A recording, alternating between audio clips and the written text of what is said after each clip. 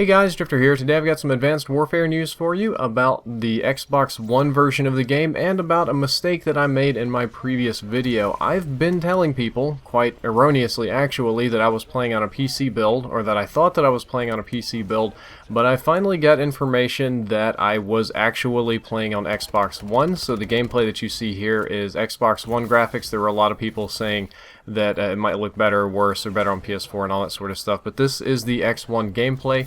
And the reason that I've been saying I was playing on PC is twofold. Number one, the aim assist was turned off in this version. The version that I played at Gamescom had no aim assist, which is why my aim is wonky and why I chose this gameplay, because I think it shows quite possibly my worst aim, and can kind of show you how I'm not doing this right. Aim assist is very standard. It's on every console, but not on PC, and that's because last year when I was at the Ghost reveal, we played Ghost on PCs because Xbox Ones, not even dev kits, were really fully available yet. They were very, very restricted, so we played Ghost on PC, and it did not have aim assist enabled, and we assumed that was because we were playing the PC build of the game with controllers.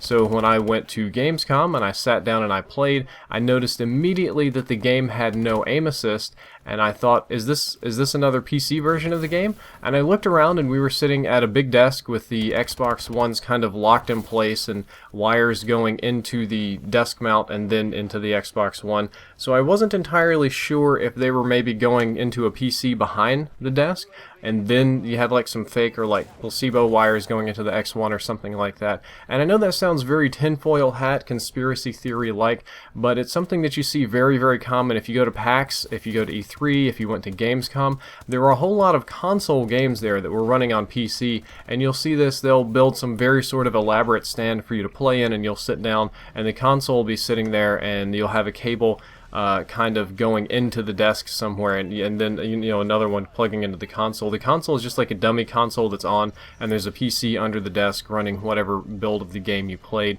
Evolve was kind of like that, but much more open about it. They just told people they were playing on PCs and they had controllers hooked up to it. And again, after my experience with Ghost, and I was like, I wonder if I just assumed it was a PC build. I just assumed that no aim assist meant that I was playing on PC.